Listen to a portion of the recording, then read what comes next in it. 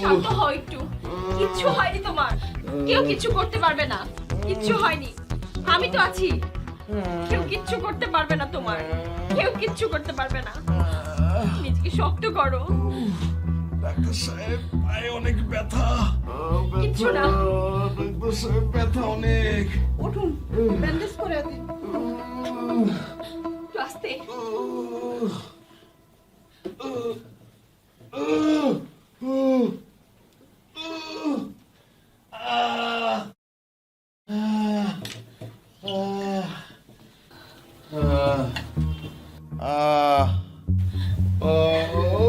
আস্তে।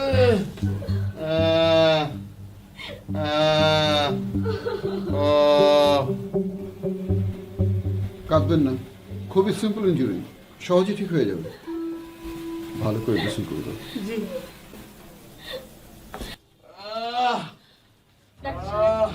কিছু হবে না তো? খুবই সিম্পল ইঞ্জুরি, সহজে ঠিক হয়ে যাবে, অস্থির হবেন না, একটু ধৈর্য ধরেন।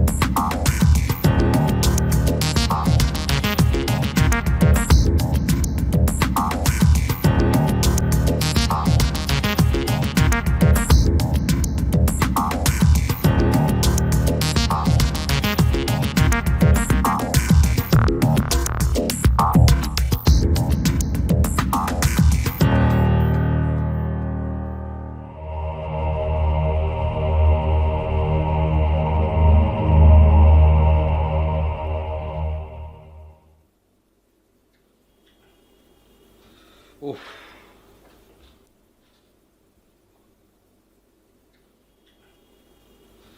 উফ,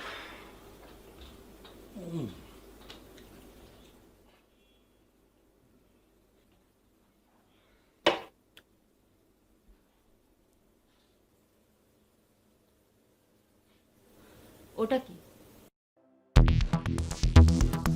ও, দেখে ফেলেছিস? না দেখার কি আছে, স্পষ্ট তো বেরিয়ে আছে। না ভাবছি দেখেও না দেখার ভান করবি কেন? মানুষ দেখেও কত কিছু না দেখার ভান করে।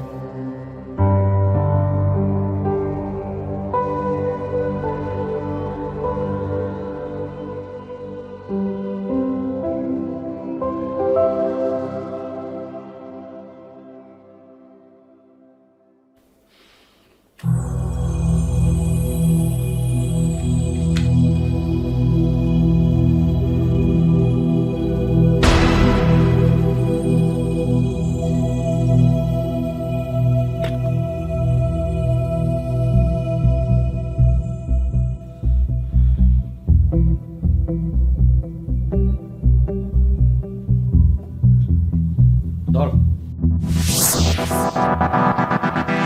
এটা নিয়ে আমি কি করব?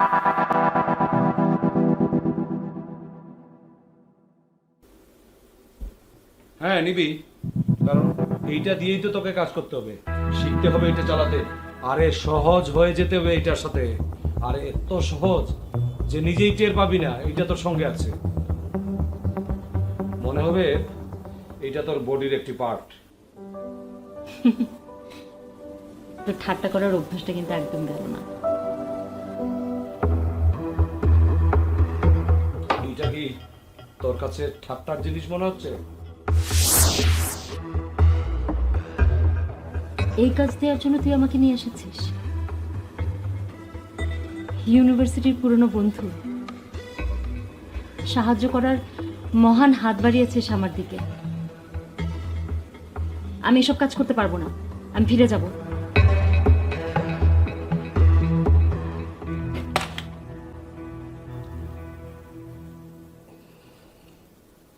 শোন, যতদিন না তুই কাউকে খুন করছিস এইখান থেকে কোথাও ফিরতে পারবি না। আর তারপর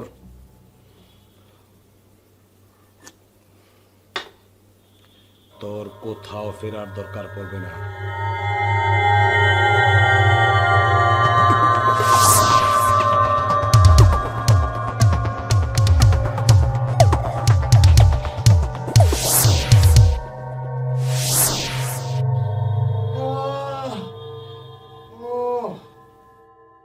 কেন অস্থির হচ্ছেন আপনি?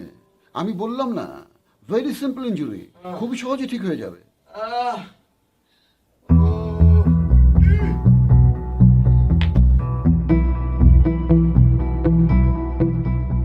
তুমি কি ভাবছো কোথা থেকে গুলিটা উড়ে এসছে? মোটেও না। তোমাকে কত করে বলেছি টাকাটা দিয়ে দাও, দরকার হলে ফ্ল্যাটটা বিক্রি করে দাও, কিন্তু না, আমার কোনো কথাই তুমি শুনলে না। আরে টাকা দিয়ে কি হবে যদি প্রাণটাই না বাঁচে? ওই সিলভার নোয়াটাই তোমাকে ফলো করছিল, ওই তোমাকে শেষ করে দিতে চেয়েছিল। সিলভার নোয়া? হ্যাঁ, সিলভার নোয়াটাই, ওটাই আমাদেরকে ফলো করছিল।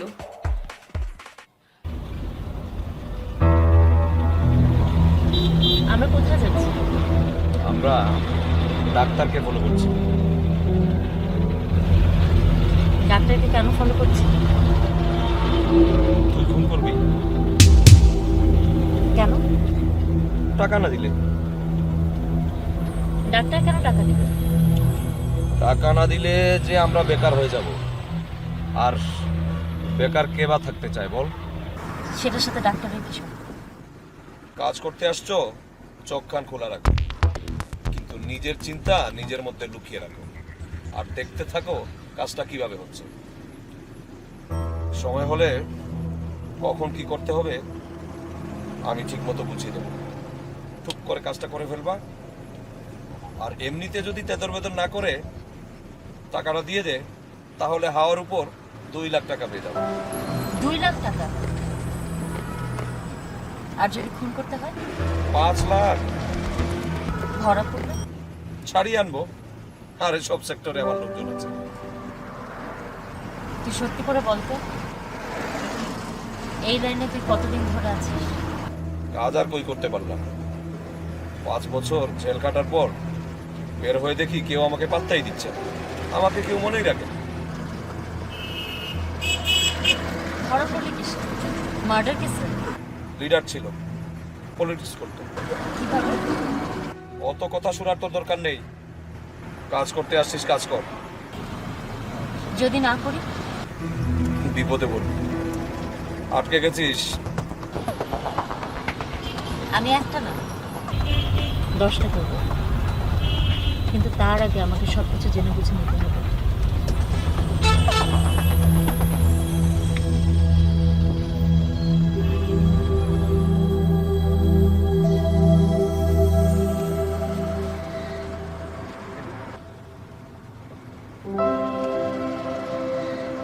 বিশ্বাস করো, আমার কাছে তো এত টাকা নেই। আমি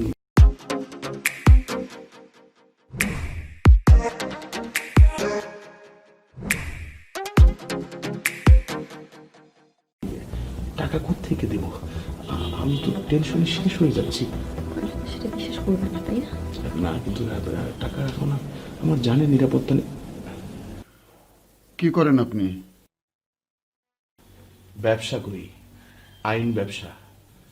হয়তো কোনো বাদীপক্ষের লোকজনই এই ঘটনা ঘটিয়ে থাকতে পারে, কিন্তু এই মুহূর্তে আমি এমন কোনো কেস ডিল করছিলাম না যাতে জীবনের উপর হুমকি আসতে পারে। ডাক্তার সাহেব, প্রোটেকশন মানি। আমার নাকি অনেক টাকা পয়সা হয়েছে, তাই প্রোটেকশন দরকার। ওরা ফোন করে 30 লাখ টাকা চায়, দিচ্ছি না বলে ওর খরচা খাতায় নাকি আমার নাম উঠে গেছে। এখন শুধু সময়ের অপেক্ষা। 7 দিনের মধ্যে ও টিকিট দিয়েছে, আমাকে ওপারে পাঠিয়ে দেবে। ওটাকে ভর্তি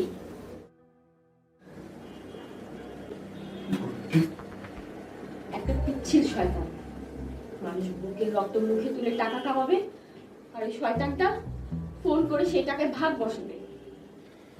আপনার সিলভার নাটকে নোট হয়েছে? হ্যাঁ, কিন্তু পুলিশ বলল এই নম্বরে কোনো গাড়ি নাকি এই শহরে নেই।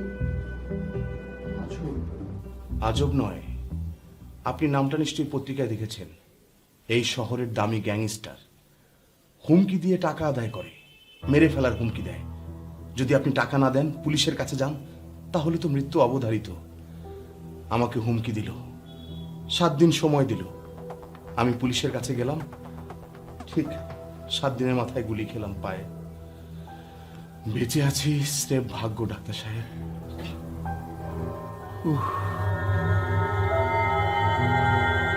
এরকম টার্গেট করলে তো 2-1 টাকা রোজগার করে ভালোভাবে থাকার উপায় কারো থাকবে না। কি অরাজকতা! আছে যারা ভালো থাকার, তারা ঠিকই বহাল তবিয়াতে ভালো আছে। ভালো নেই শুধু আমাদের মতো নিরীহ মানুষগুলো, যাদের কোনো পলিটিক্যাল কানেকশন নেই, পাওয়ার নেই। তাদের পারিপার্শ্বিকতার সাথে আত্মসমর্পণ করা ছাড়া আর কি বা করার আছে বলুন? ওঠো। আর এর একটা বিহিত কিন্তু তোমাকে আজকে করতে হবে। দরকার হলে ফ্ল্যাটটা তুমি বিক্রি করে দাও। আমার দরকার নেই এই ফ্ল্যাটের, আমি তো শুধু তোমাকে চাই। ঠিক আছে, ঠিক আছে। সরি ডাক্তার সাহেব, আজ আমি উঠি, আবার এসে চেক আপ করিয়ে যাব। আসসালামু আলাইকুম।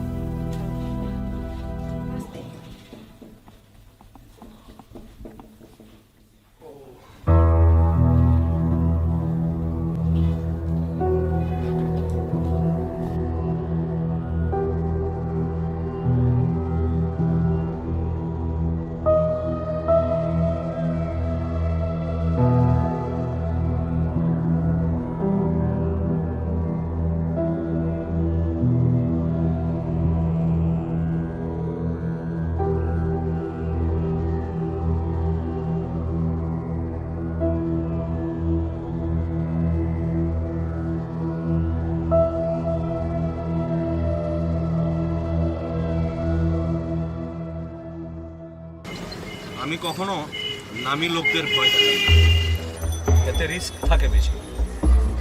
দেশের লোকজন নিত্য নতুন উত্তেজক হেডলাইন্সের জন্য অন্য হয়ে ঘুরে বেড়ায় গলিগলিতে।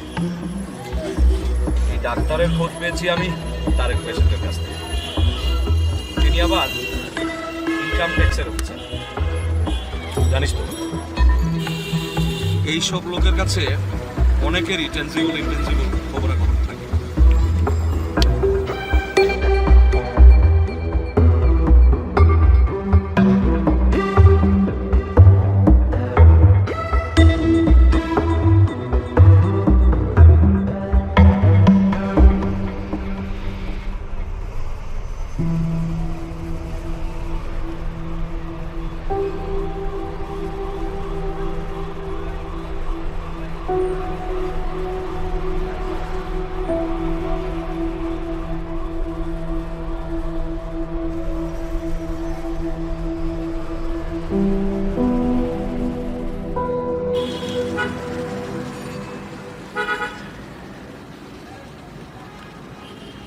হ্যালো, আমি ডাক্তার জামিল। তুই কোথায়?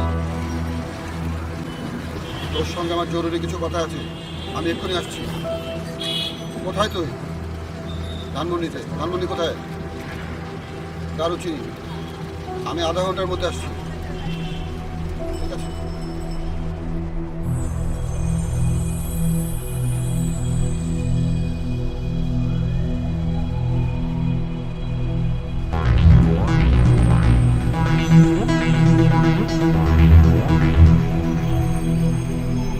সাবধানে যাও।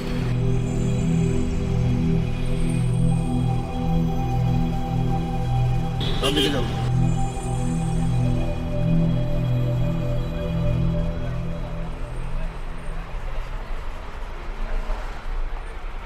তুমি কি ভাবছো কোথ থেকে গুলিটা উড়ে এসছে? মোটেও না। তোমাকে কত করে বলেছি টাকাটা দিয়ে দাও, দরকার হলে ফ্ল্যাটটা বিক্রি করে দাও, কিন্তু না, আমার কোনো কথাই তুমি শুনলে না। আরে টাকা দিয়ে কি হবে যদি প্রাণটাই না বাঁচে? ওই সিলভার নোয়াটাই তোমাকে ফলো করছিল, ওই তোমাকে শেষ করে দিতে চেয়েছিল।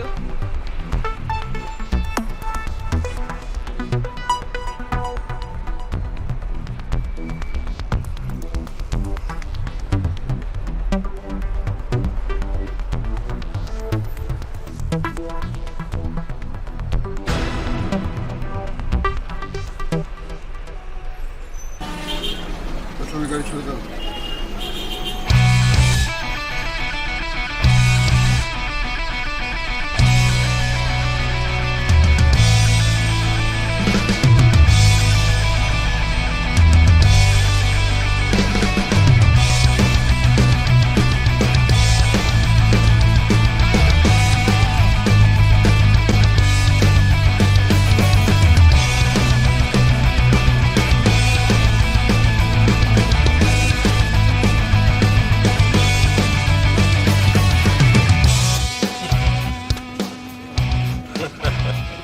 হাসলি কেন? ডাক্তার আমাদেরকে ভয় পেয়েছে, কি করে বুঝি? দেখলি না আমাদের গাড়িকে আগে যেতে দিল। তার মানে ডাক্তার শিওর না যে আমরা কারা, আর শিওর না হলে তো মানুষ ভয় পাবে। আর ওর এখন যেই সেই ভয় না, সাক্ষাৎ মরণ ভয়। বুঝলি, এই ভয়টাই হচ্ছে আসল মন্ত্র। ওর কানে সেটা পৌঁছে গেছে। যারা হুমকি দিয়ে টাকা আদায় করে তাদের একমাত্র অস্ত্র হচ্ছে ভয়। আর যদি ভয় না পায় তাহলে সেই মন্ত্র কোনো কাজে লাগে না। কিন্তু ডাক্তার কোথায় গেল?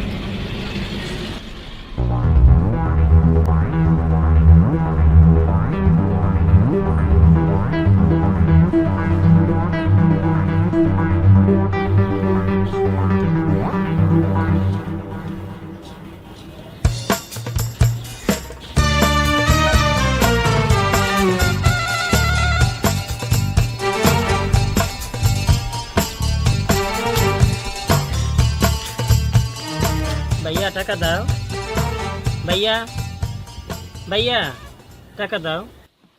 এই কি পেয়েছো? দেশটা কি মগের মূল্য? দিন রাত পরিশ্রম করে একটা করে টাকা ইনকাম করি, সেই টাকা অঘটনের ভয় দেখে হুমকি ধামকি দিয়ে নিয়ে যাবে? অত সোজা একটা টাকাও দেবো না। দেশে আইন কানুন আছে, আমি থানায় যাচ্ছি। তোদের এই কুত্তাকে বলিস, দেখিও আমার কি করে। যাও।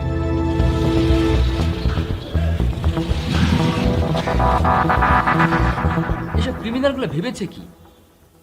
এতদিন ইন্ডাস্ট্রিয়ালিস্টদেরকে এরা ব্ল্যাকমেল করছিল, তাতে মিডিয়া হইচই করলেও সত্যি কথা বলতে কি আমরা খুব একটা ইমোশনাল হইনি, কারণ এদের আছে কারি কারি কালো টাকা। এরাও এক ধরনের ক্রিমিনাল, বলতে পারেন এক ক্রিমিনাল আর এক ক্রিমিনালকে শোষণ করছে। এসবের মধ্যে আর যাই হোক কোন ইমোশন থাকতে পারে না, কিন্তু আপনার মতো ডাক্তার কি হুমকি দেবে এটা সহ্য করা যায় না।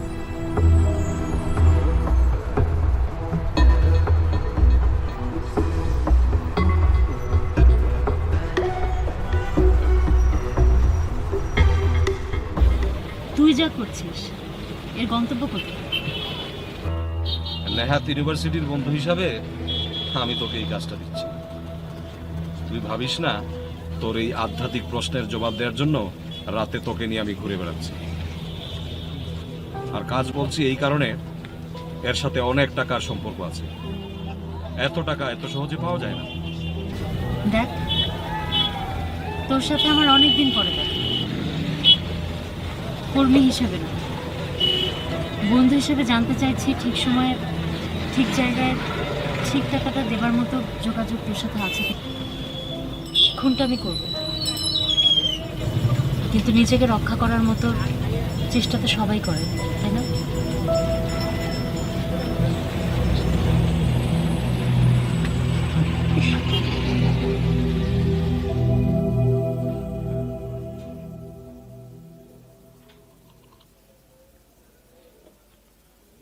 আমাদের তো একটা প্রসিডিওর আছে, এসব কেসের জন্য আমাদের একটা আলাদা ডিপার্টমেন্ট আছে, ওরা সব হ্যান্ডেল করে। আমি ওদের সঙ্গে কথা বলেছি। আপনি কি এখন বাসায় যাবেন? হ্যাঁ, কেন? ট্রেইনড পার্সনই এখন আপনাকে প্রোটেক্ট করতে পারে। প্রোটেকশন এখন একেবারেই স্পেশালাইজড ওয়ার্ক। নিন, আপনার চা ঠান্ডা হয়ে যাচ্ছে।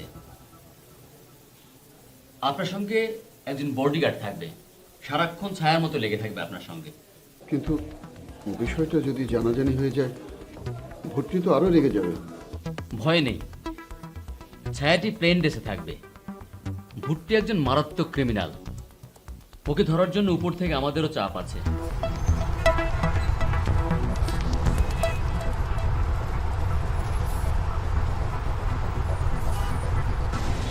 মাঝে মাঝে সমাজ তার সমস্ত পাপের বোঝা একজনের ঘাড়ে চাপিয়ে প্রায়শ্চিত্ত করে নিশ্চিন্ত হতে চায়, আর সেই একজনই হলো মামি। তোর গল্পটাও কি ঠিক একই রকম? হ্যালো।